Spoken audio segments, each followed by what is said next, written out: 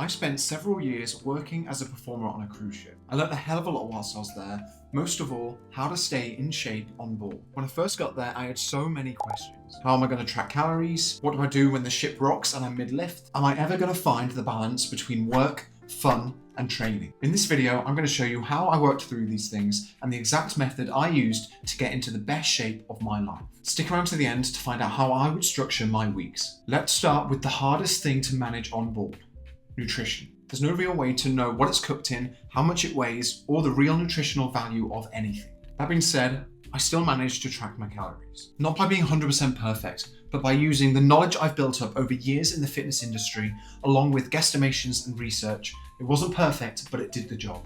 But if I were on board right now, I probably wouldn't track, because I have a method that works without tracking anything at all.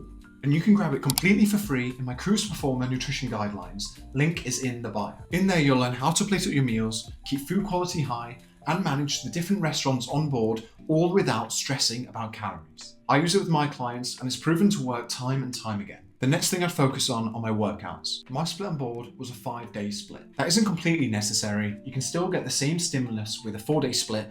To be honest, I just really enjoy working out. I also found my love for the gym escalated once I'd found my routine and it started to be my me time. Part of it was trying to improve every single session, so reps going up, weights increasing, and being the strongest I've ever been. Not to mention working out with some of the lads in my cast. Having gym partners helped to keep me accountable. So if I were on a ship right now, I'd probably chat with some of the lads in my cast, start training them or training with them, whilst monitoring my progress closely, trying to improve in every session. By the way, that's called progressive overload, which is how we build muscle. So then comes the fun part of training, creating a routine and planning my weeks. Now personally, I never needed to work out when I could get my sessions in. I very quickly settled into a natural routine. Every week looked the same. I'd train at the same times, on the same days, unless of course something came along that disrupted that schedule. To some, this routine may sound really boring, but to me, it was my consistent in the chaos. But let's say I was thrown on board right now. How would I structure it? Now before I show you, don't forget to subscribe for more cruise fitness tips to help you on board.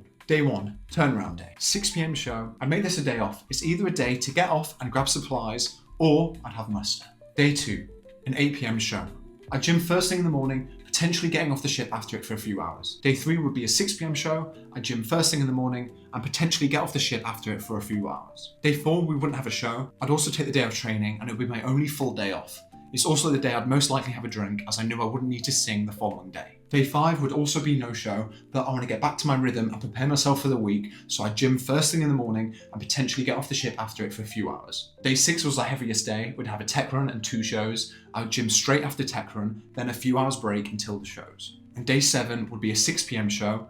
I'd gym first thing in the morning and potentially get off the ship after it for a few hours. So that's 5 training sessions. And whilst I wouldn't recommend everyone to go to the gym on their busiest day, it just depends on what's important for you. I valued that first day off, my first day without a show, without training, a day I could just reset and refocus. But that meant packing my busiest day with even more stuff, but I was willing to make that sacrifice. I'm not saying to structure your week exactly like this, but planning it out means you can fit in every single workout and still get in some downtime.